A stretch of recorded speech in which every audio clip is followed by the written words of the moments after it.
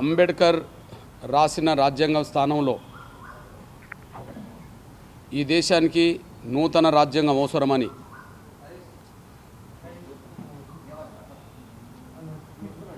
తెలంగాణ రాష్ట్ర ముఖ్యమంత్రి కేసీఆర్ మాట్లాడిన మాటలు అర్ధరహితం.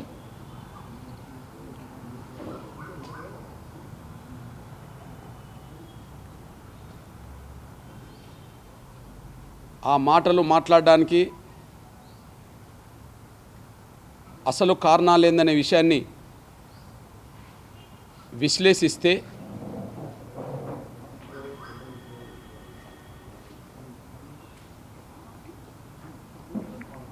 ఈ దేశానికి నూతన రాజ్యాంగం అవసరమని చెప్పి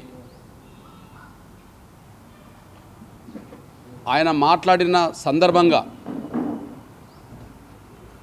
ఏ కారణాలైతే చెప్పాడో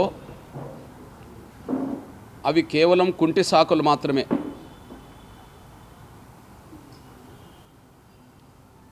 అవి కారణాలు కాదు. అది కారణాలని చెప్పడానికి ఆధారాలు లేవు. కేవలం కుంటి సాకులు మాత్రమే. మరి ఎందుకు అంబేద్కర్ రాసిన రాజ్యాంగం స్థానంలో ఈ దేశానికి నూతన రాజ్యాంగం రాసుకోవాలని చెప్పి మాట్లాడిండని ఆలోచిస్తే అది రెండో కోణంలో అది కేంద్ర ప్రభుత్వం మీద ద్వేషంతోనో బీజేపీకి టీఆర్ఎస్కు మధ్యలో ఏదో వైరుధ్యం ఉన్నదనో అనుకోవడానికి కూడా అవకాశం లేదు. అందుకు తగ్గ ఆధారాలు కూడా లేవు. అనుకోవడానికి అవకాశం లేదు, అందుకు తగ్గ ఆధారాలు కూడా లేవు. మాకు కనిపించిందల్లా, మాకు కేసీఆర్లో కనిపించిందల్లా 7 ఏళ్ల తన పాలనలో అర్థమైందల్లా ఆయనకు అంబేద్కర్ అంటేనే గిట్టదు. అంబేద్కర్ రాసిన రాజ్యాంగం అంటే గిట్టదు. రాజ్యాంగంలో పొందుపరచబడ్డ స్ఫూర్తిదాయకమైన చట్టాలు ఏవైతున్నాయో ఆ చట్టాలు కూడా ఆయనకు నచ్చవు. ఇవే కారణాలు తప్ప ఆయన ప్రెస్ మీట్ సందర్భంగా మాట్లాడిన మాటలు కారణాలు కావు, సాకులు మాత్రమే. ఆయన మనసులో ఒకటి ఉంటుంది, మీదికి ఒకటి మాట్లాడతాడు. ఆయన మనసులో ఒకటి ఉంటుంది, మీదికి ఒకటి మాట్లాడుతుంటాడు.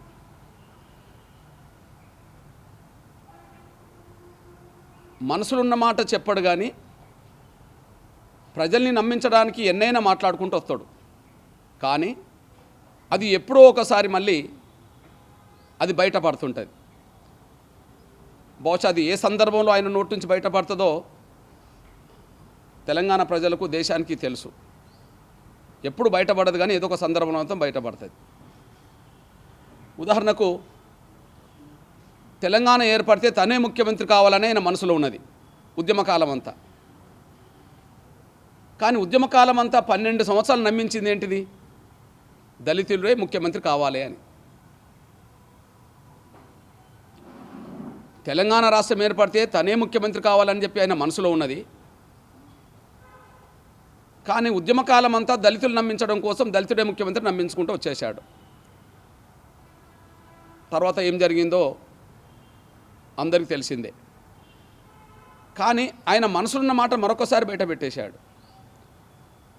అవును, నేను దళిత ముఖ్యమంత్రి అని చేయలేదు, ఆయన నన్నే ఎన్నుకున్నారు కదా ప్రజల వల్ల, అయిపోయింది. నేను దళిత ముఖ్యమంత్రి అని చేయలేదు, ఆయన కూడా రెండోసారి నన్నే ఎన్నుకున్నారు కదా అంటే కొట్టిపారేశాడు. అంటే ఆయన మనసులున్నది ఒకటి, బహిరంగంగా చెప్పేది ఒకటి అనే విషయం స్పష్టంగా మీ దృష్టికి తీసుకొస్తున్నాను నేను. రెండో విషయం, డాక్టర్ బాబాసాహెబ్ అంబేద్కర్ అంటే ఆయనకు ద్వేషం ఏంటి? ఆయన రాసిన రాజ్యాంగం అంటే ఈయనకు భయమైంది. నాకు దృష్టి కేంద్రాన్ని చూసి భయపడతలేడు, బీజేపీని చూసి భయపడతలేడు. నేను భయపడతాడని అనుకోవట్లేదు. కానీ అంబేద్కర్ రాసిన రాజ్యాంగమే ఆయనకు భయపెడుతున్నది. అంబేద్కర్ రాసిన రాజ్యాంగంలో ఉండబడే ప్రధాన పీఠికలో ఉండబడే అర్థాలే ఆయనను బయటపెడుతున్నాయి. కాబట్టి ఆ భయాన్ని దాచుకొని ద్వేషాన్ని పెంచుకొని అంబేద్కర్ రాసిన రాజ్యాంగం స్థానంలో కొత్త రాజ్యాంగం కావాలని అనడానికి దారితీసింది. దానికి నేను చెప్పే కారణాల్లో 2-3 కారణాలు చెప్తాను, అర్థం చేసుకుంటారని ఆశిస్తున్నాను.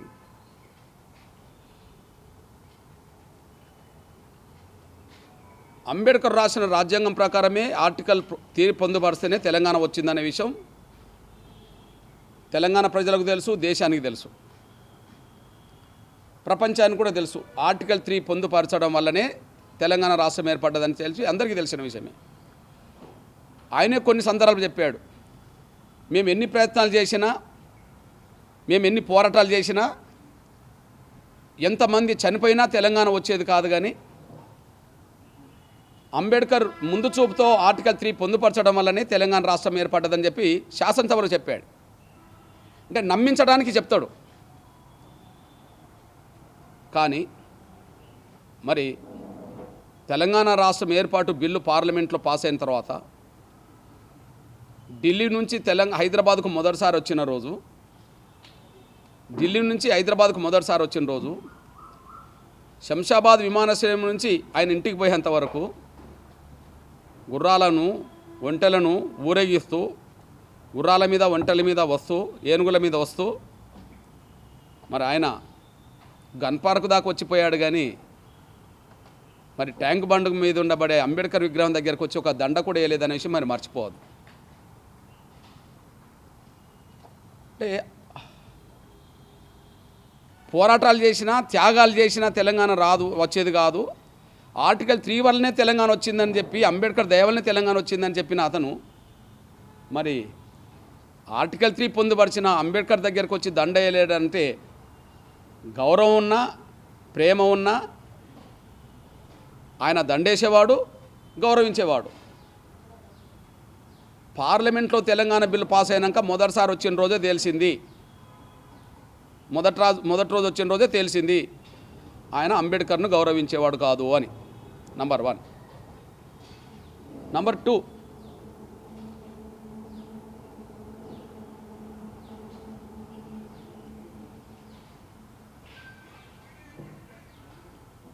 మన మహాత్మా గాంధీని, డాక్టర్ బాబాసాహెబ్ అంబేద్కర్ని ఇద్దరిని మనం గౌరవించుకోవాల్సిందే. ఒకరు స్వాతంత్రానికి నాయకత్వం వహించారు, ఒకరు సామాజిక న్యాయం కోసం రాజ్యాంగాన్ని రచించే ప్రయత్నం చేశాడు. నిజంగా చెప్పాలంటే ఆగస్టు 15 అంటే స్వాతంత్రం గుర్తుకొస్తుంది, స్వాతంత్రం అంటే గాంధీ గుర్తుకొస్తాడు. నవంబర్ 26 అయినా, జనవరి 26 అయినా మనకు గణతంత్ర రాజ్యం గుర్తుకొస్తుంది, రాజ్యాంగం అమల్లోకి వచ్చిన రోజు గుర్తుకొస్తుంది, మనకు అంబేద్కర్ గుర్తుకొస్తాడు. ఇది మన అందరికీ తెలుసు. ఇప్పుడు ఒక మహనీయుడి పేరుతో హైదరాబాద్లో ఘాట్ ఉన్నది, ఇంకొక మహనీయుడి పేరుతో మనకు ట్యాంక్ బండ్ కానే విగ్రహం ఉన్నది. కేసీఆర్ గారు ఉంటున్న ఇల్లు పాత ఇల్లు అయినా, ఇప్పుడు కట్టుకున్న ప్రగతి భవన్ అయినా గాంధీ ఘాట్కు చాలా దూరం ఉంటుంది, అంబేద్కర్ ట్యాంక్ బండ్కు చాలా దగ్గర ఉంటుంది.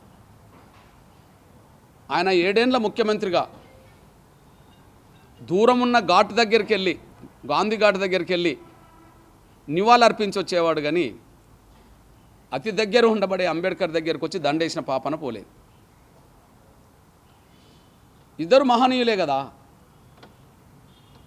కేసీఆర్ గారు ఇంటి నుంచి బయలుదేరితే దూరం ఉన్నది ఘాట్ కదా, ఘాట్ కాడికి వెళ్ళడం మేము స్వాగతిస్తున్నాం కదా. కానీ డాక్టర్ బాబాసాహెబ్ అంబేద్కర్ విగ్రహం ట్యాంక్ బండ్ మీద ఉన్నది. ఆయన జయంతులకు, వర్ధంతులకు ఆయన రాడనే విషయం మీ దృష్టికి తీసుకొస్తున్నాను నేను. 3వ విషయం, ఆయన ఇప్పుడు జీవిస్తున్న ఇల్లు ఎర్రవల్లిలో ఉన్నది. ఇప్పుడు ఆయన కుటుంబం, ఆయన ఫామ్ హౌస్, ఆయన బంగ్లా, ఆయన వ్యవసాయం అంతా ఎర్రవల్లిలో ఉన్నది. ఎర్రవల్లిలో అంబేద్కర్ విగ్రహం ఉన్నది, గాంధీ విగ్రహం ఉన్నది. ఎర్రవల్లిలో అంబేద్కర్ విగ్రహం ఉన్నది, గాంధీ విగ్రహం ఉన్నది. ఎర్రవల్లికి వెళ్ళిన రోజు, ఒక సందర్భంలో ప్రత్యేకంగా ఎర్రవల్లికి వెళ్ళిన రోజు, గ్రామంలో ఉండబడే వీధి వీధి తిరుగుతున్న రోజు, ఎదురుగుండబడే గాంధీ విగ్రహానికి తనే పోయి దండేశాడు. కానీ అంబేద్కర్ విగ్రహానికి దండేయలేదు. ఇది నేను చెప్తున్నది ఆరోపణలు చేయడానికి కాదు, ఆధారాలు చెప్తున్నాను. నేను ఎప్పుడు ఏదన్నా సందర్భంలో ఏదన్నా విషయం మీద మాట్లాడితే సాధ్యమైనంత మేరకు ఆధారాలతో మాట్లాడతాను. ఆధారాలు లేనప్పుడు ఆ విషయాన్ని మర్చి పక్కకు పెడతాను. ఈ 3 కాదని ఎవరన్నా చెప్తారా? తెలంగాణ వచ్చిన రోజు, తెలంగాణ వచ్చింది ఆర్టికల్ 3 వల్ల అయితే వచ్చి అంబేద్కర్కి దండలేదు కదా. దూరం ఉన్న గాంధీ ఘాట్కి వెళ్ళి నివాళులు అర్పిస్తాడు, కానీ దగ్గర ఉండబడే ట్యాంక్ బండ్కి వచ్చి నివాళులు అర్పించాడు కదా. పక్కన ఉండబడే అంబేద్కర్ గాంధీ విగ్రహాలు ఎర్రవల్లిలో ఉంటే పక్కనే ఉండబడే గాంధీ విగ్రహానికి దండేసి నివాళులు అర్పించాడు, కానీ అంబేద్కర్ విగ్రహానికి దండేసి నివాళులు అర్పించలేదు కదా. ఇవన్నీ అంబేద్కర్ మీద గౌరవం ఉన్న వ్యక్తులు ఈ విధంగా చేస్తారా ఎవరన్నా? అంటే అంబేద్కర్ మీద గౌరవం లేదు అనడానికి ఇది సాక్ష్యం. మీ దృష్టికి తీసుకొస్తున్నా నేను. 4వది,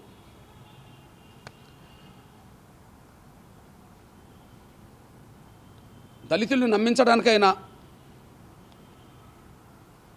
సెక్రటరీ ఎదురుగానే 125 అడుగుల ఎత్తైన అంబేద్కర్ విగ్రహం పెడతానని హామీ ఇచ్చాడు.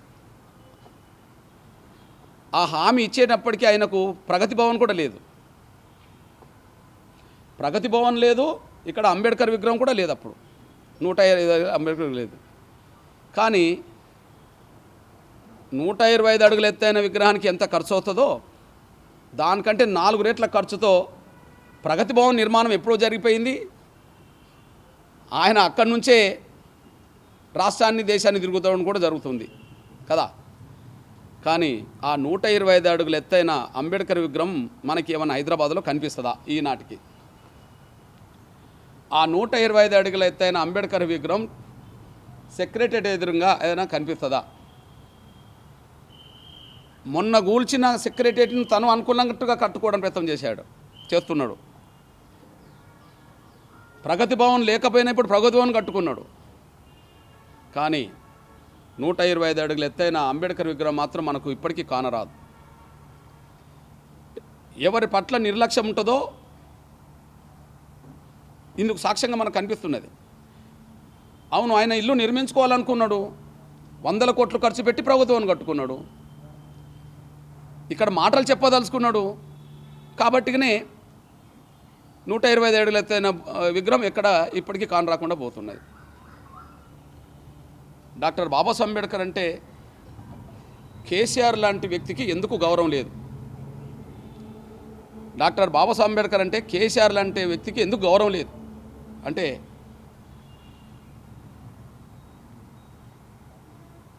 అంబేద్కర్ను కారణాలేమైనా దళితులు ఓన్ చేసుకున్నంత దొరలు ఓన్ చేసుకోరు కదా. కారణాలు ఏమైనా అంబేద్కర్ను సామాజికంగా దళితులు ఓన్ చేసుకున్నంత దొరలైతే ఓన్ చేసుకోరు కదా. దళితులకు అంబేద్కర్ అంటే ప్రాణం, దొరలకు అంబేద్కర్ అంటే ద్వేషం. ఆ ద్వేషాన్ని ఎక్స్పోజ్ చేయలేరు పరిస్థితుల రీత్యా. అంబేద్కర్ మీద దొరలకు ఉండబడే ద్వేషాన్ని ఎక్స్పోజ్ చేయలేరు పరిస్థితుల రీత్యా. కానీ ఏదో ఒక రూపంగా బయటపడుతుంటుంది. ఆ బయటపడ్డ రూపమే ఆయనకు తెలంగాణ వచ్చిన మొదటి రోజు, హైదరాబాద్కు వచ్చిన మొదటి రోజు దండేయకపోవడం, ఆయన జయంతులకు వర్ధంతులకు ఆయన అటెండ్ కాకపోవడం, ఒకే దిక్కు 2 విగ్రహాలు ఉంటే ఒక విగ్రహానికి దండేసి ఇంకో విగ్రహానికి దండేయకపోవడం, ఆయన ప్రగతి భవన్ కట్టుకొని ఇక్కడ 125 అడుగుల ఎత్తైన విగ్రహాన్ని కట్టకపోవడం, దళితులకు ఆయన మీద ప్రేమ, రాజ్యాంగాన్ని గౌరవించి అన్ని వర్గాలకు ఆయనంటే గౌరవం ఉన్నది, కానీ కేసీఆర్కు ఉండడానికి అవకాశం లేదు. కారణం ఏంటంటే దొరల వర్గానికి సంబంధించిన వెలమల్లో ప్రజాస్వామికవాదులు ఉన్నారు, లేదా విప్లవకారులు ఉన్నారు. వాళ్ళు అంబేద్కర్ను గౌరవిస్తారు, సమాజంలో పేదల్ని కూడా కొంత పట్టించుకోవడానికి అవకాశం ఉంటుంది ఆ స్పృహ ఉన్నోళ్ళు. కానీ దురహంకారం ఉన్నోళ్ళు, నేను దొరను అని చెప్పి గట్టిగా మాట్లాడేటోళ్ళు అంబేద్కర్ను అంగీకరించారు, గౌరవించారు. అందుకు సాక్ష్యం ఏంటంటే కేసీఆర్ నిండు శాసనసభలోనే అవును నేను దొరనే అని అన్నాడు. కేసీఆర్ నిండు శాసనసభలే అవును నేను దొరనే అయితే ఏంది అని అన్నాడు. అవును, ఆ దొరల వర్గానికి సంబంధించిన వెలమల్లో పేదలు ఉండవచ్చు, ఆ దొరల వర్గానికి సంబంధించిన వాళ్ళలో రాజ్యాంగాన్ని గౌరవించే వాళ్ళు ఉండవచ్చు, విప్లవకారులు కూడా ఉండవచ్చు. కానీ దురహంకారంతో కూడిన నేను దొరను అనుకునేవాడికి అతనికి ప్రజాస్వామ్యం అన్నా, సామాజిక న్యాయం అన్నా, సమానత్వం అన్నా గిట్టదు అనడానికి సాక్ష్యం. ఇకపోతే రాజ్యాంగం మీద అయిన ద్వేషం ఎక్కువ.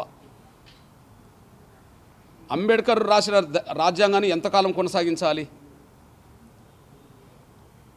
అంబేద్కర్ను ఎంతకాలం ఈ దేశం గుర్తుంచుకోవాలి.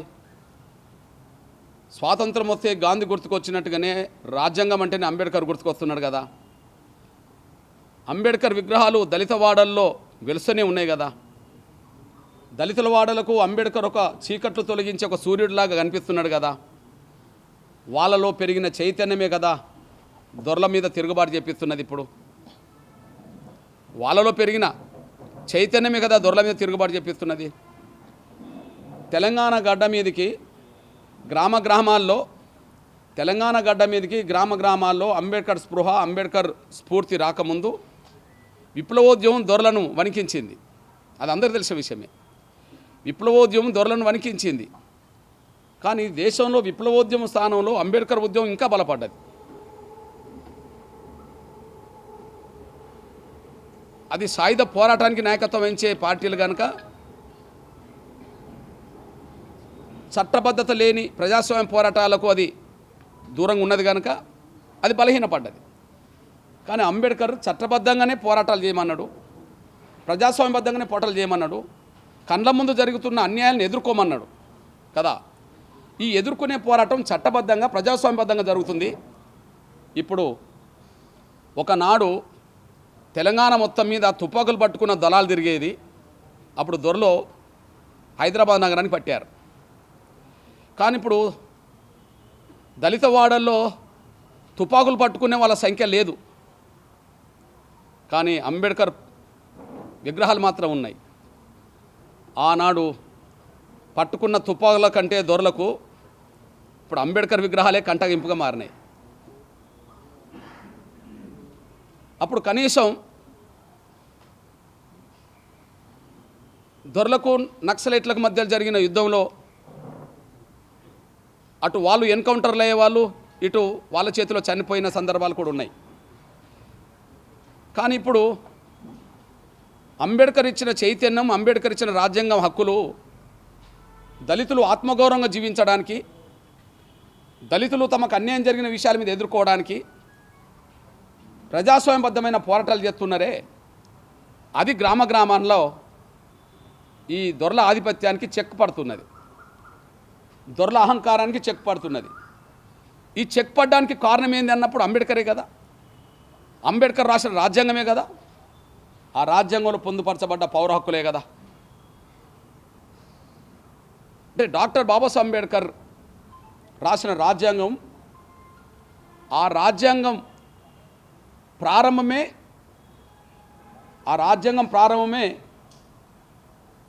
దాన్ని మనం పీఠిక అంటాం.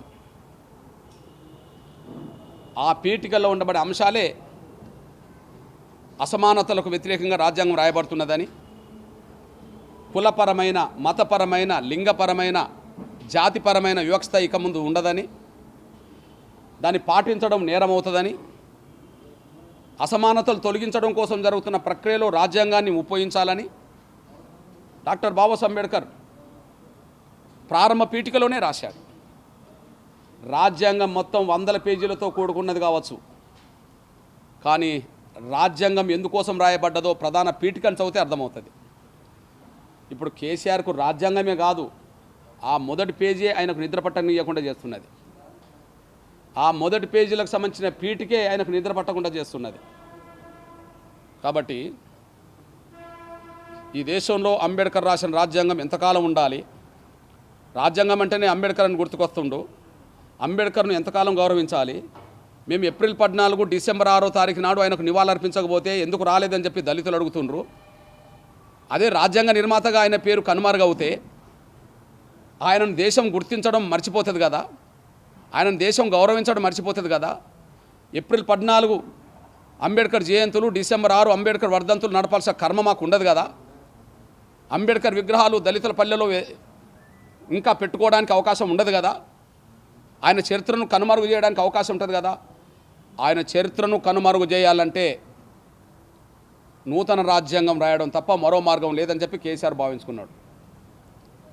నూతన రాజ్యాంగం రాయడం తప్ప ఇప్పుడు ఉండబడే రాజ్యాంగం ఉంటే ఎంతకాలం ఉన్నా రాజ్యాంగం అంటే అంబేద్కర్ గుర్తుకొస్తాడనే సత్యం కనుక అంబేద్కర్ని మర్చిపోవాలన్నా, అంబేద్కర్ను గౌరవించడం ఆపాలన్నా, జయంతులను వర్ధంతులను ఆపాలన్నా ఆయన రాసిన రాజ్యాంగం స్థానంలో కొత్త రాజ్యాంగం రాసుకుంటే సరిపోతుంది కదా అనే పద్ధతిలోనే ఆయన ఒక ప్రధాన కుట్రకు తెరలేపాడు.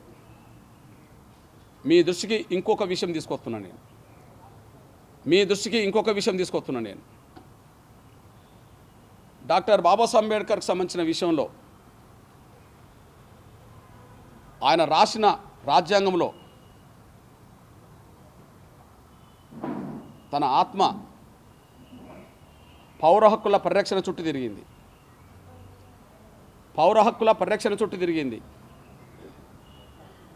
ఎన్ని చట్టాలు అందులో ఉన్నా, ఎన్ని నిబంధనలు పెట్టినా నా ఆత్మ ఈ దేశంలో ఉండబడే అందరూ సమానమే అనే స్థాయికి తీసుకురావడంలో ఉండబడే అందరికీ సమానమైన హక్కులు ఉండాలనే అంశం మీదనే నా ఆత్మ ఉన్నది, అందులో రాజ్యాంగంలో పొందుపరచమని రాశాను. ఆయన ఆత్మకు సంబంధించిన పౌర హక్కులు కూడా ఈయన కలవరు పెడుతుంటుంది.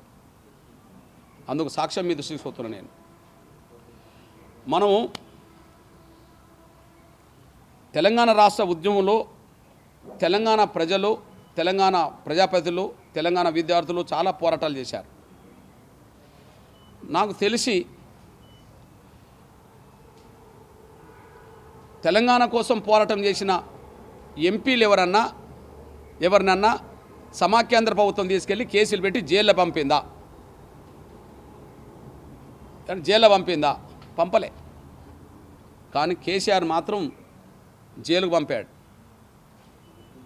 ఎందుకు పంపాడు? ఆయనను ప్రశ్నిస్తే నేరం, ఆయనను ప్రశ్నించడం కోసం దీక్షలు చేస్తే నేరం, ఆయనను ప్రశ్నించడం కోసం ప్రదర్శనలు చేస్తే నేరం. ఎగ్జాంపుల్, మేము ప్రదర్శన చేశాం ఎంఆర్పిఎస్ ఉద్యమంగా, మేము దీక్షలు చేశాం ఎంఆర్పిఎస్ కార్యాలయంలో. ఇది అంబేద్కర్ ఇచ్చిన రాజ్యాంగం మేరకు ఇచ్చిన రైట్ మేరకే మేము చేశాం. ఎవరైనా తమ సమస్యల్ని పరిష్కరించుకునే కోణంలో ప్రదర్శనలు, దీక్షలు రాజ్యాంగబద్ధంగా చేయడం అనేది వాళ్ళ రైటు అని. గా రైట్నే మేము ప్రదర్శనగా ఉపయోగించుకున్నాం, గా రైట్నే మాకు దీక్షకు ఉపయోగించుకున్నాం. కేసీఆర్ మమ్మల్ని తీసుకెళ్ళి జైల్లో పెట్టగలిగాడు, కానీ ఎల్లకాలం పెట్టలేకపోయాడు కదా. ఇక 2 విషయాలు చెప్తున్నాను నేను. జైల్లో పెట్టగలిగాడు కానీ ఎల్లకాలం పెట్టలేకపోయాడు కదా. రెండోది, పార్లమెంటు మెంబర్ల గురించే మాట్లాడుతున్నా. తనకున్న సమాచారం మేరకు మీడియా ముందు ఒక సమాచారం పెట్టాడు సోదరులు రేవంత్ రెడ్డి గారు.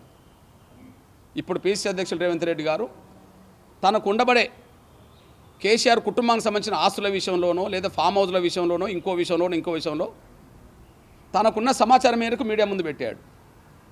ఆ మీడియా ముందు పెట్టిన వ్యక్తిని తీసుకెళ్ళి కేసులు పెట్టి జైలుకైతే మొన్న పంపగలిగారుగా.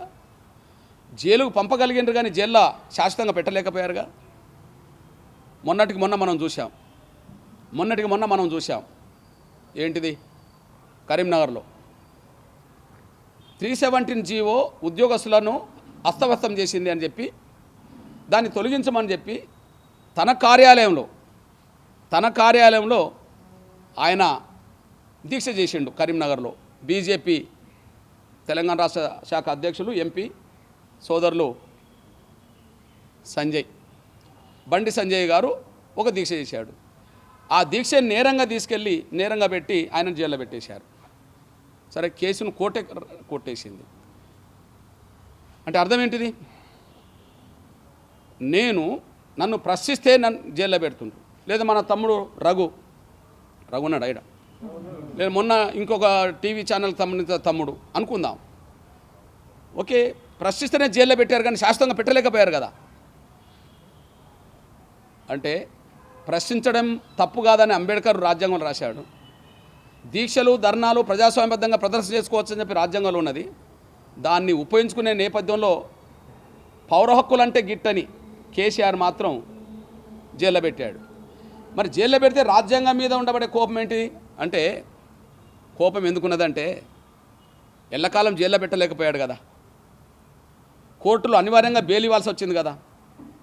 మరి కోర్టులు బెయిల్ ఇచ్చేటప్పుడు ప్రభుత్వం తరపున లాయర్లు ఎవరైతే పబ్లిక్ ప్రాసిక్యూటర్స్ ఉన్నారో బెయిల్ ఇవ్వమని అంగీకరించలేదు. చివరి వరకు బెయిల్ ఇవ్వద్దు అని చెప్పి వాళ్ళు మాట్లాడారు. మరి బెయిల్ ఇవ్వద్దని చెప్పి కోర్టులో అడ్డం పడ్డా కూడా బెయిల్ ఎలా వచ్చినాయంటే రాజ్యాంగం ఇచ్చిన పౌరుల హక్కుల మేరకే న్యాయ వ్యవస్థ వాళ్ళకి బెయిల్ ఇవ్వాల్సి వచ్చింది, జైలు నుంచి బయటకు రావాల్సి వచ్చింది. మరి ఇప్పుడు రాజ్యాంగం మీద ద్వేషం ఎందుకు కేసీఆర్ కంటే? అవును, నేను ఎవరెవరికైతే జైల్లో పెట్టాలనుకుంటున్నానో, ఎవరెవరినైతే బయట తిరగకుండా చేయాలని అనుకుంటున్నానో, ఇవాళ రాజ్యాంగంలో ఉండబడే చట్టాల మేరకే కదా మళ్ళీ వీళ్ళు బయటకు వచ్చి మళ్ళీ నన్ను విమర్శిస్తున్నది. కాబట్టి ఆ చట్టాలు రాజ్యాంగంలో ఉన్నప్పుడు ఆ చట్టాలను తొలగించాలంటే రాజ్యాంగాన్ని తొలగితే ఒక పని అయిపోతుంది కదా. అంబేద్కర్ను గౌరవించడం చేయాల్సిన అవసరం ఉండదు, జయంతులు వర్ధంతులు నడపాల్సిన అవసరం లేదు.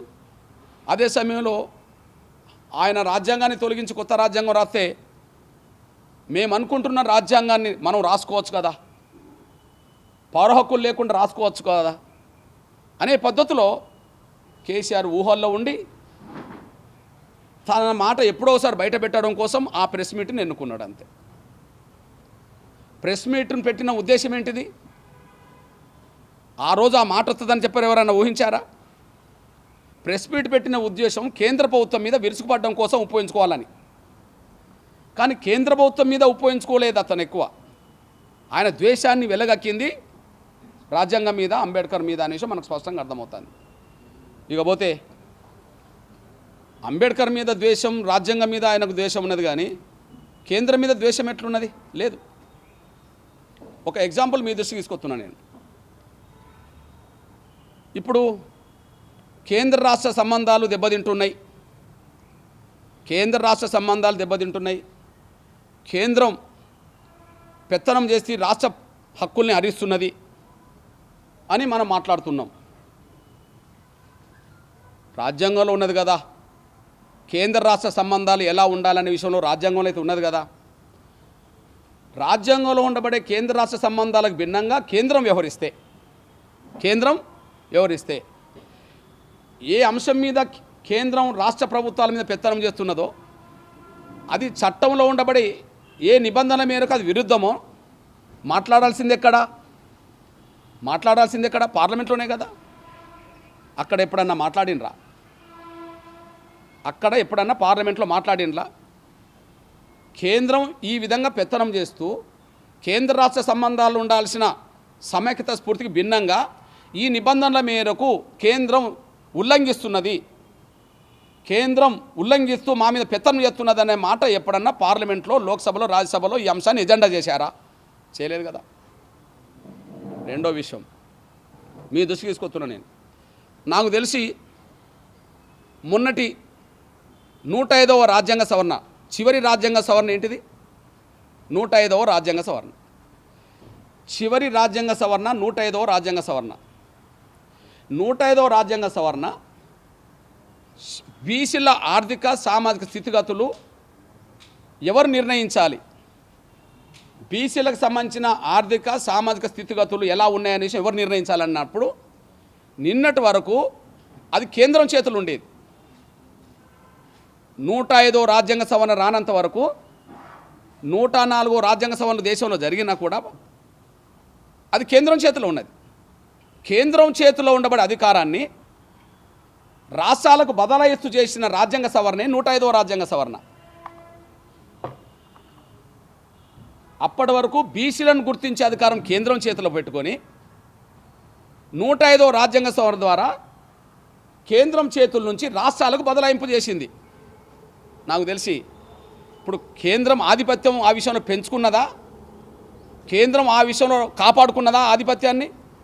దాని చేతులు ఉన్న ఆధిపత్యమే కదా అది, దాని చేతులు ఉన్న రైటే కదా.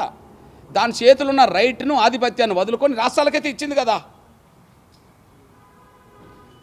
నువ్వు అనే వాదనకు చెల్లుబాటు లేకుండా పోయింది. కేంద్రం దగ్గర అధికారాలు రాష్ట్రాలకి ఇచ్చింది, కేంద్రం దగ్గర అధికారాలు అది కాపాడుకోలేకుండా పోయింది. మా దగ్గరనే ఉండాలని పట్టుబట్టలేకుండా పోయింది, అధికారాలు రాష్ట్రాలకు ఇచ్చింది. పోనీ ఏదైతే కేంద్ర రాష్ట్ర ప్రభుత్వాల మధ్యలో సంబంధాలు రాజ్యాంగ స్ఫూర్తికి లోబడి కాకుండా అది దెబ్బతీసే విధంగా కేంద్రం ప్రయత్నం చేస్తుందంటే ఆ అంశం మీద నువ్వు పార్లమెంట్లో మాట్లాడాలి కదా. మీ ఎంపీలు ఈ రాజ్యాంగ స్ఫూర్తి మేరకు కేంద్ర రాష్ట్ర ప్రభుత్వాలు దెబ్బతింటున్నాయి, కేంద్రం ఈ పెత్తనం చేయడం వల్ల దెబ్బతీస్తున్నాయనే మాట చెప్పాలి కదా. అక్కడ ఏనాడు చెప్పిన దాఖలాలు కూడా లేవు. అంటే వైరుధ్యం లేదు. మూడో విషయం, నాకు తెలిసి ఒక ఆధిపత్యం మాత్రం కొనసాగుతున్నది. ఉత్తరాది ఆధిపత్యం దక్షిణాది రాష్ట్రాల మీద అన్ని రకాలు కొనసాగుతున్నది అనే విషయం నేను ఏకీభవిస్తా. ఉత్తరాది రాష్ట్రాలకు సంబంధించిన ఆధిపత్యం దక్షిణాది రాష్ట్రాల అస్తిత్వాన్ని, దక్షిణాది రాష్ట్రాల అభివృద్ధిని చాలా కోణాల్లో అడ్డుకుంటుందనే విషయం నేను అంగీకరిస్తా. అప్పుడు దక్షిణాది రాష్ట్రాల నుంచి ప్రశ్నించాల్సింది దక్షిణాది రాష్ట్రాల పాలకులే కదా. కేంద్ర ప్రభుత్వ ఆధిపత్యాన్ని లేదా ఉత్తరాది ఆధిపత్యాన్ని దక్షిణాది మీద రుద్దుతున్నారు.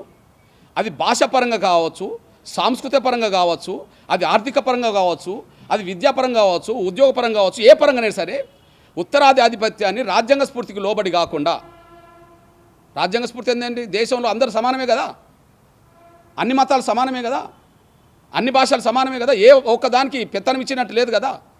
అట్లాంటప్పుడు కొన్ని రకాలుగా ఆధిపత్యం కేంద్రం పెంచుకుంటుంది, ఉత్తరాది రాష్ట్రాలు పెంచుకుంటున్న విషయం మనకు అర్థమైనప్పుడు ప్రశ్నించాల్సింది ఎవరు? దక్షిణాది రాష్ట్రాల పాలకులే కదా. మరి దక్షిణాది రాష్ట్రాల పాలకుల్లో నువ్వు ఒక ముఖ్యమంత్రివి కదా. నాకు తెలిసి కేంద్రం దగ్గర సాగిలపడి దండాలు పెట్టుకుంటూ వంగి నమస్కారాలు పెట్టేది నువ్వే. నాకు తెలిసి ప్రశ్నించాల్సిన పాలకుడు ప్రశ్నించట్లేదు కదా. 2 సాక్ష్యాలు చెప్తాను మీరు అర్థం చేసుకుంటే. కేంద్రం ఎన్నో చట్టాలు తీసుకొచ్చింది. అందులో ఎన్నో వివాదాస్పద చట్టాలు కూడా తీసుకొచ్చింది. కేంద్రం ఎన్నో చట్టాలు తీసుకొచ్చింది, ఎన్నో వివాదాస్పద చట్టాలు కూడా తీసుకొచ్చింది అనుకుందాం. మరి టీఆర్ఎస్ ఎంపీల చేత కేంద్రం తీసుకొచ్చిన ఏ చట్టాన్నైనా నువ్వు వ్యతిరేకించావా? బీజేపీ ఎన్డీఏ ప్రభుత్వం అధికారంలోకి వచ్చిన కాడ నుంచి కదా, బీజేపీ కేంద్రం పెట్టిన ఈ బిల్లులను మేము వ్యతిరేకించాము, అడ్డుకున్నామని చెప్పి ఒక దాని గురించి చెప్పగలుగుతావా? లేదుగా. అరే కేంద్రంతో నీకు సఖ్యత ఉన్నది కాబట్టినే ఎన్నో వివాదాస్పద చట్టాలను కూడా అన్ని చట్టాలను సమర్థించుకుంటూ వచ్చింది. నీకు వైరుధ్యం ఎక్కడున్నది కేంద్రంతో? నీకు కేంద్రంతో వైరుధ్యం లేదు అనడానికి సాక్ష్యం కేంద్రం తీసుకొచ్చిన ప్రతి చట్టాన్ని సమర్థించుకుంటూ వచ్చింది. నేను ఈ బిల్లును అడ్డుకున్నానని చెప్పి కేసీఆర్ చెప్పగలుగుతాడా? మా పార్టీ ఎంపీలు ఈ బిల్లును, కేంద్రం ప్రవేశపెట్టిన ఈ బిల్లును అడ్డుకొని బయటికి వచ్చారు అని చెప్పి చెప్పగలుగుతారా? లేదా దానికి వ్యతిరేకంగా ఓటేషన్ చెప్పగలుగుతారా? లేదు కదా. అందుకు 2 ఉదాహరణలు తీసుకొస్తే చాలు కదా. 2, మొన్న కేంద్రం రైతు వ్యతిరేక చట్టాన్ని తీసుకొచ్చింది.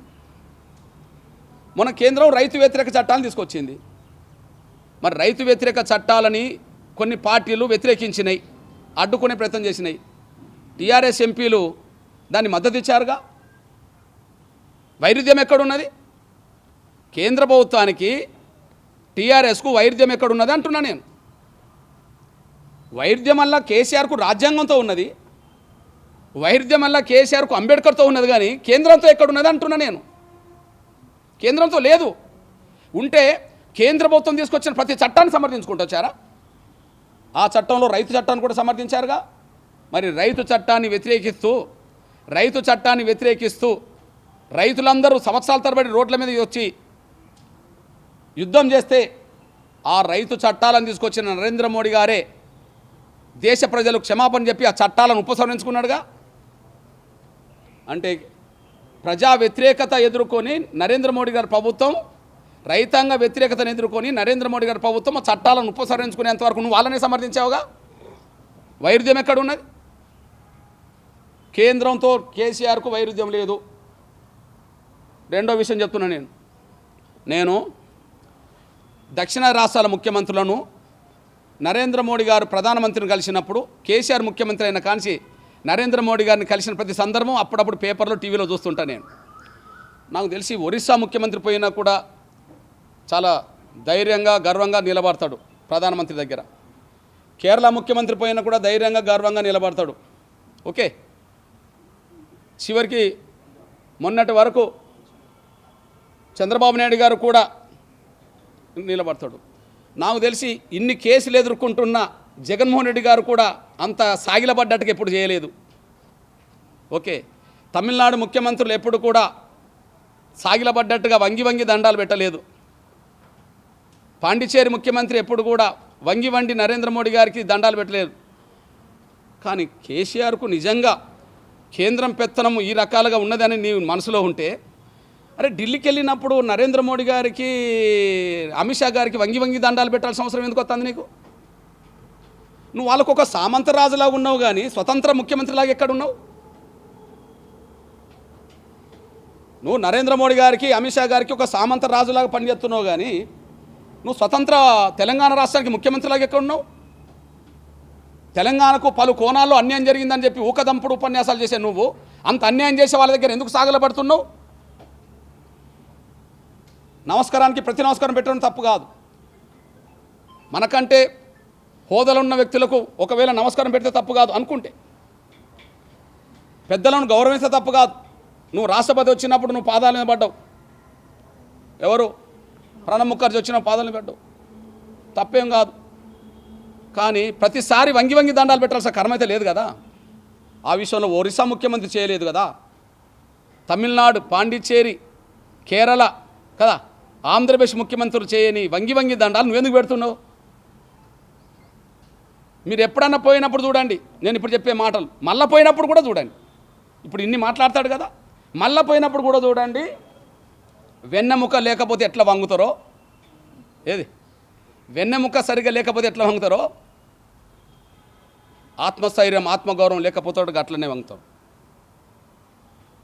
పదే అంటున్నా నేను. రేపు ఇప్పుడు నేను చెప్తున్నమాట రేపు భవిష్యత్తులో కూడా ఆయనకు ఉంటుంది కదా. అంటే నేను 4 చెప్తున్నా. కేంద్ర రాష్ట్ర సంబంధాలు దెబ్బతినడానికి కేంద్ర ప్రభుత్వమే కారణమవుతే, కేంద్ర రాష్ట్ర ప్రభుత్వాల సంబంధాలను నిర్దేశించింది కూడా రాజ్యాంగమే కదా. రాజ్యాంగంలో ఉండబడే చట్టాల్లో ఉండబడే పలాని నిబంధనలే కదా. పలాని చట్టం పలాని నిబంధనలా ఉల్లంఘించబడుతుందని చెప్పి రాజ్యసభలో లోక్సభలో మన ఎంపీలు మాట్లాడలేదు అన్నాడు. నంబర్ 1. ఇప్పటి వరకు కేంద్రం తీసుకొచ్చిన చట్టాలన్నింటినీ సమర్థించుకుంటూనే మీరు వచ్చేశారు. అందుకు నేను ఒకటే ఉదాహరణ చెప్పాను, ఇంకోటి కూడా చెప్తున్నా నేను. ఒక వివాదాస్పద చట్టం కూడా దేశంలో ఉద్యమాలకు దారితీసింది. అదేంటిది? పౌరసత్వ చట్టం. అవునా?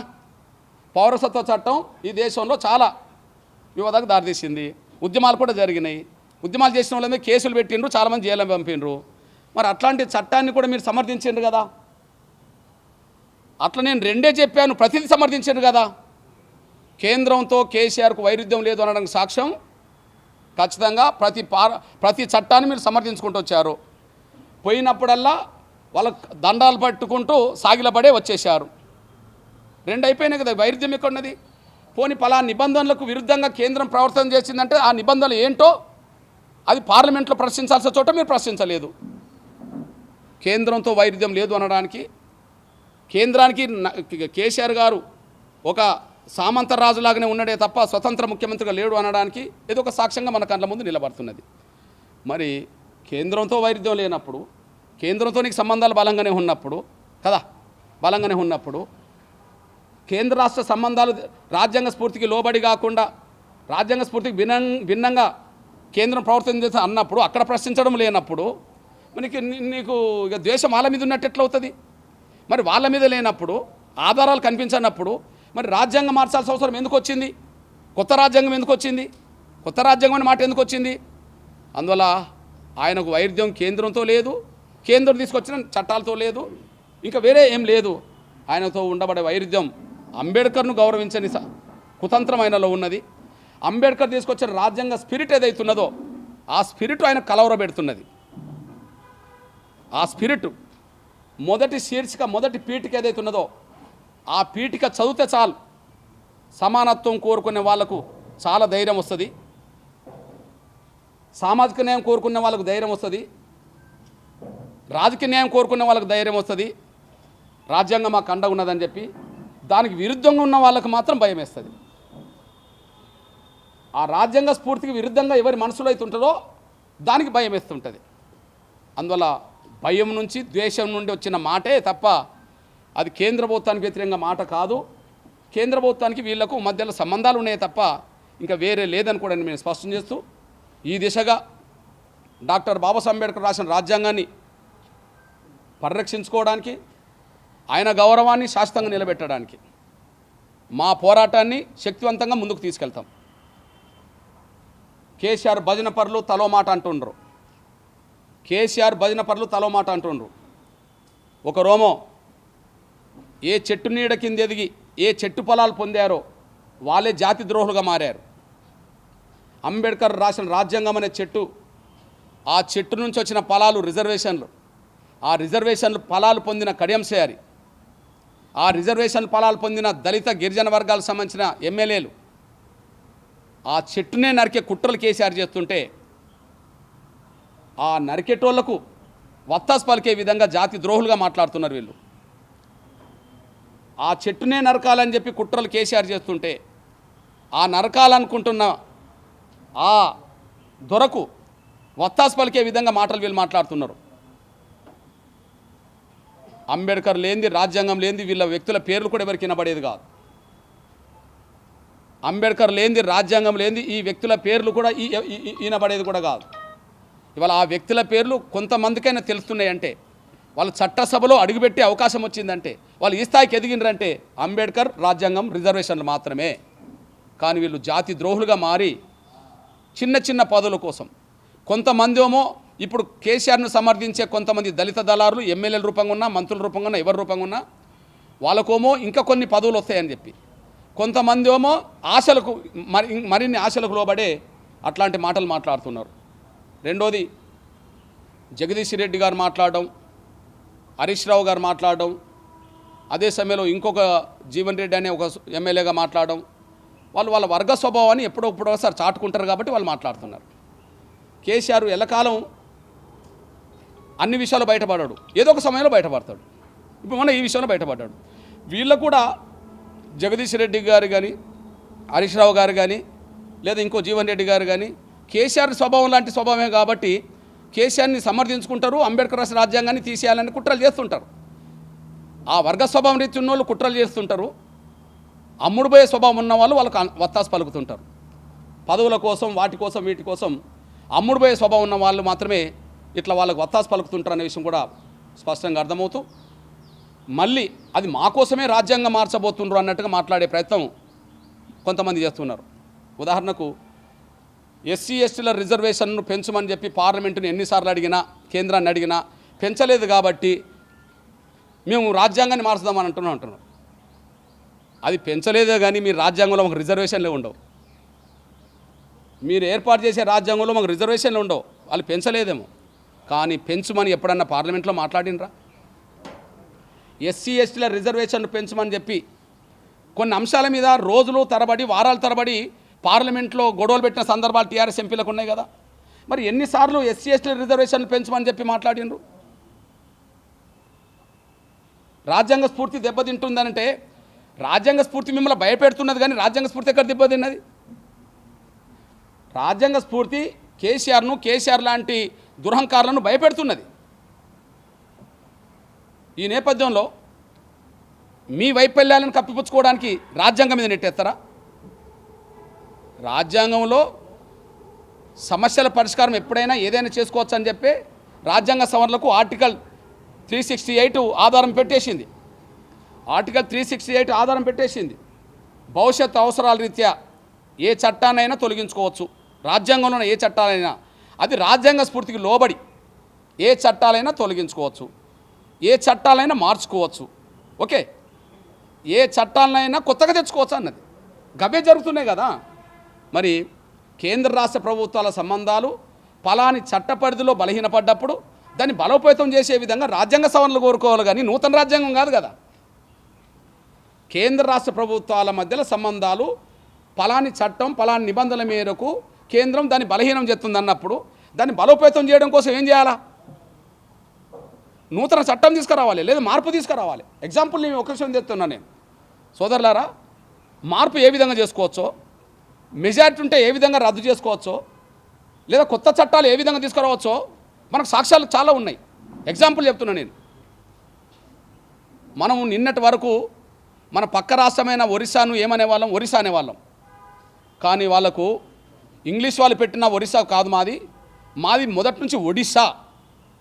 అంటే రీ కాదు, మాది డి అని వాళ్ళు అన్నారు. కాబట్టి ఆ డి కోసం ఏం చేశారు? మార్చుకున్నారుగా, రీపై డి తెచ్చుకున్నారు కదా వాళ్ళు ఇప్పుడు. అంటే ఏదైనా మార్చుకోవచ్చు అనడానికి సాక్ష్యం రాష్ట్రాల పేర్లు మార్చుకున్నారనికి సాక్ష్యం కదా. చెన్నై పట్నం ఒకనాడు దాన్ని మద్రాసు అనేవాళ్ళు కదా, చెన్నై చేసుకున్నారు కదా, మార్చుకున్నారు కదా. బొంబాయిని ముంబై మళ్ళీ చేసుకున్నారు కదా, మార్చుకున్నారు కదా. అంటే చట్టం మేరకు రాజ్యాంగం మేరకే మార్చుకున్నారు కదా. రెండోది, అవును పార్లమెంట్లో మెజారిటీ ఉంటే కొన్ని చట్టాలను రద్దు చేయవచ్చు అనుకుందాం.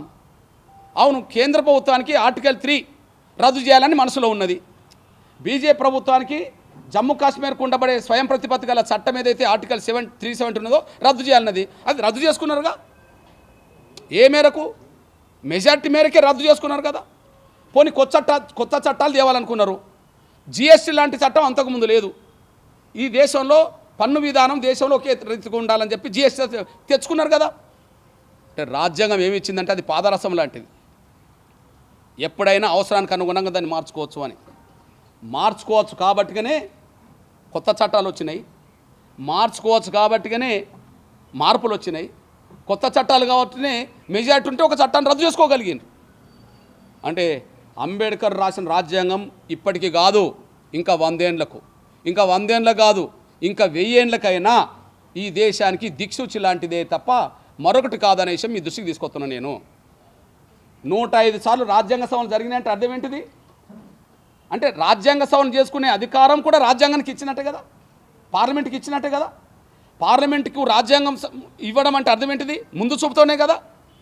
ముందు చూపుతో ఇవ్వడం వల్లనే మనం అనుకున్న పేర్లు మారుతాయి, మనం అనుకున్న చట్టాలు వస్తాయి. ఉన్న చట్టాలు మనకి ఇష్టం లేకపోతే రద్దు అవుతాయి. కానీ రాజ్యాంగం కాదు కదా. రాజ్యాంగాన్ని రద్దు చేయడం అంటే రిజర్వేషన్ రద్దు చేయడం, రాజ్యాంగాన్ని రద్దు చేయడం అంటే సమానత్వం అనే ఒక సూత్రాన్ని రద్దు చేయడం, రాజ్యాంగాన్ని రద్దు చేయడం అంటే సామాజిక న్యాయం అనే సూత్రాన్ని రద్దు చేయడం. సామాజిక న్యాయం అనే సూత్రంకు ముందుగా మానవ హక్కులు పౌర హక్కుల చట్టాన్ని రద్దు చేయడం. అందువల్ల కేంద్రంతో వాళ్ళ మధ్యలో వైరుధ్యం ఉన్నదని నేను అనుకోవట్లేదు. కేంద్రంతో వైరుధ్యాల కంటే అంబేద్కర్ రాసిన రాజ్యాంగం అనే దాంతో వీళ్ళకు వైరుధ్యం అనేది దొరలకు దురహంకారులకు. దానివల్ల సమర్థించే వాళ్ళు కొంతమంది ఉంటారు. ఆ స్వభావం ఉన్న వాళ్ళు దాన్ని సమర్థిస్తారు, బానిసత్వం చేసే వాళ్ళు కూడా సమర్థిస్తారు. అంబేద్కర్ కాలంలో రిజర్వేషన్ కావాలంటే మాకు రిజర్వేషన్లు వద్దని చెప్పి కూడా అనేటోళ్ళు బ్యాచ్ అప్పుడు కొంతమంది తయారైంది. అట్లనే ఇప్పుడు రాజ్యాంగం వద్దంటే వద్దనే బ్యాచ్ కూడా ఇక్కడ కొంతమంది దళితుల దళారులు ఉంటారు, ఇప్పుడున్న బడే వాళ్ళ పర్సనల్ ఇంట్రెస్ట్ కోసం. కానీ మేము మాత్రం అంబేద్కర్ గౌరవాన్ని ఇంకా 1000 ఏళ్ళు కాదు, ఈ భూమి ఉన్నంత వరకు, మానవ సమాజం ఉన్నంత వరకు ఆయన ఉంటాడు అనే వైపు మేము తీసుకెళ్తాం. ఈ రాజ్యాంగం ఇప్పటి కోసం కాదు. మన జగదీష్ రెడ్డి ఒక మాట అన్నాడు, రాజ్యాంగం ఏంది జడ పదార్థం కాదు అని. అదే జడ పదార్థం కాదు కాబట్టిగానే, అది పాదరసం కాబట్టిగానే ఇప్పటి వరకు రాజ్యాంగ సవరణలు జరుపుకుంటూ వచ్చినాయి. మనం అనుకున్న చట్టాలు తీసుకుంటూ వచ్చినాయి. ఆ సోయి కూడా జగదీశ్ రెడ్డికి లేదు. నీ వర్గ స్వభావాన్ని చాటుకున్నవే తప్ప అంతకంటే నువ్వు కొత్తగా చెప్పింది ఏం లేదు. అదేం జడ పదార్థం కాదని అంబేద్కరే చెప్పాడు. నువ్వు కొత్తగా చెప్పడం ఏమున్నది? ఈ నేపథ్యంలో మీరు తీసుకొస్తున్నాను నేను మాదిగ రిజర్వేషన్ పోరాట సమితి, మహాజన సోషలిస్ట్ పార్టీ, మొత్తం అనుబంధ సంఘాలు 2 పాత్రలు పోషిస్తుంది. నంబర్ 1, ఎంఆర్పిఎస్, ఎంఎస్పి అనుబంధ సంఘాలన్నీ ఖచ్చితంగా కేసీఆర్ వాక్యాలకు నిరసనగా ఆ వాక్యాలను ఉపసంహరించుకునేంత వరకు మా పోరాటాన్ని దశల వారీగా కొనసాగిస్తాం.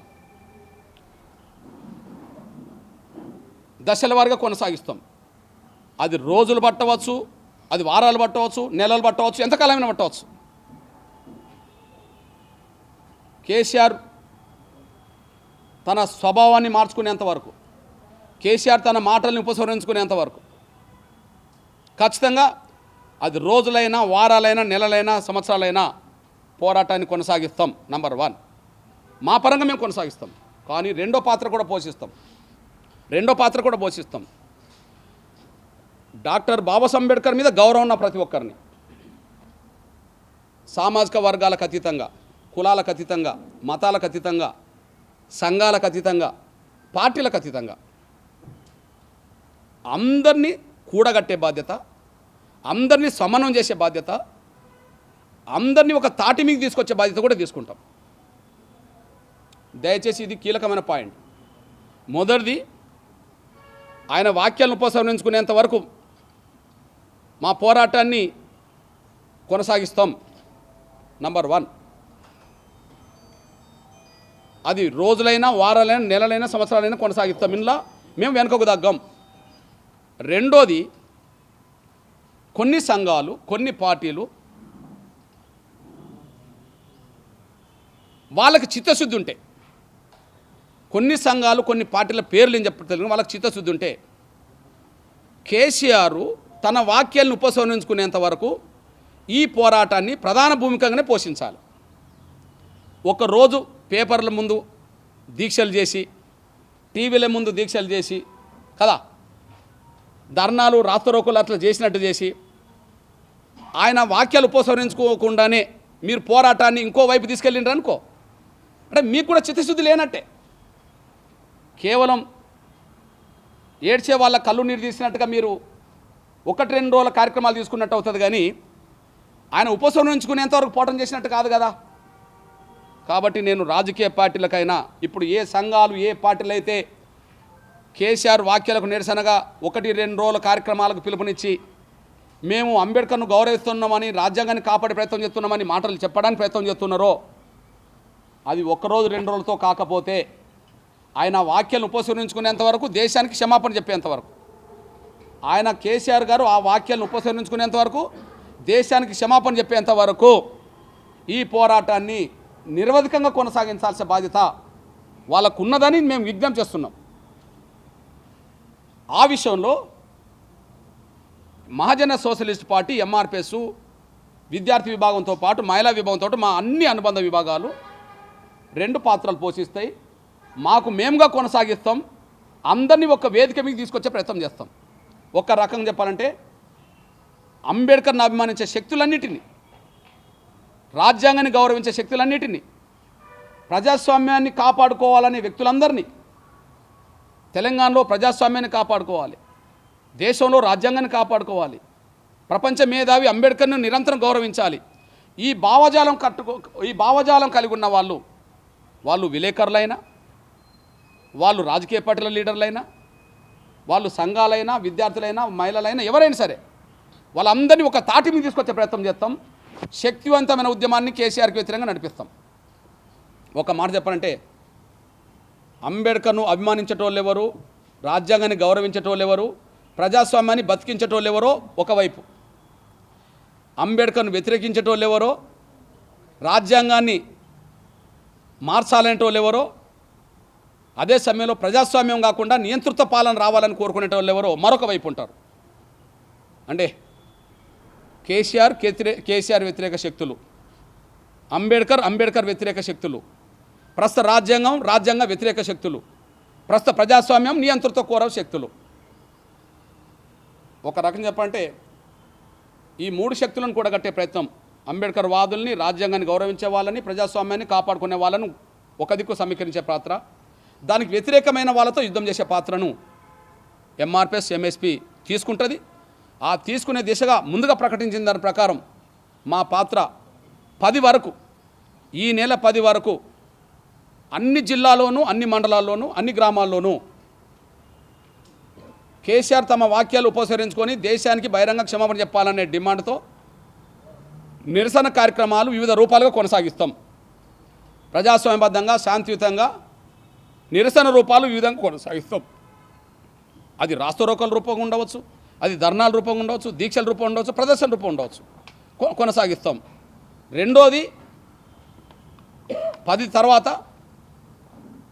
12వ తారీఖు నాడు తెలంగాణలో ఉండబడే అన్ని జిల్లా కేంద్రాల్లో, హైదరాబాద్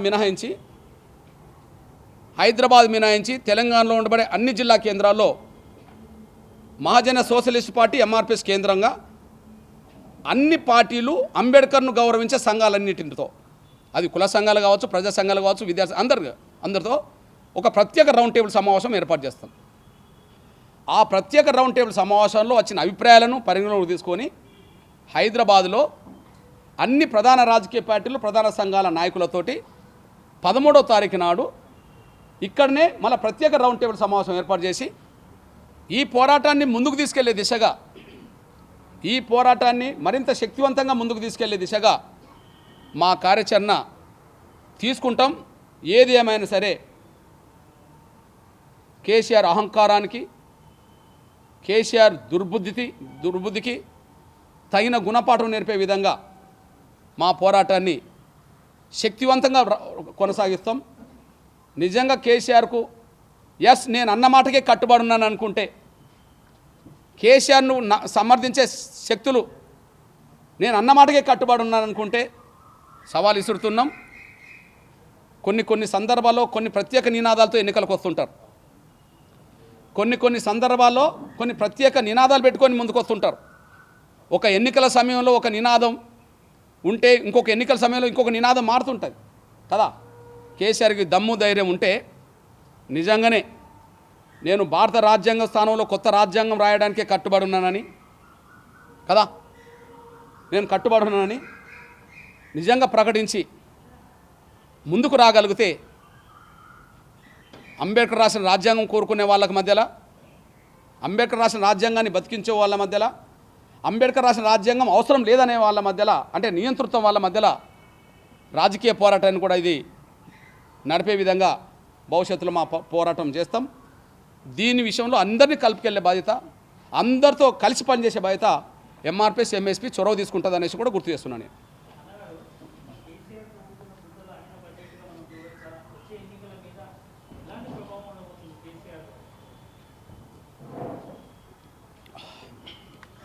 నువ్వు అన్న సోయి అయినకుంటే గుంతల నుంచి బయటకు వస్తాడు, క్షమాపణ చెప్తాడు, వాక్యాలను ఉపసంహరించుకుంటాడు కదా. ఆ సోయి లేకపోతే ఎవరు గుంతల్లో వాళ్ళే పూడ్చబడతారు కదా. నేను గుంతలో పడ్డాననే సోయి ఉంటే లేచి బయటికి రావడానికి ప్రయత్నం చేసే ముందు సారీ చెప్తాడు, ఉపసంహరించుకుంటాడు. పోనీ నేను గుంతలో పడలేదు, ఇక్కడనే ఉంటాను అనుకుంటే గంటనే శాశ్వతంగా పడి ఉంటాడు.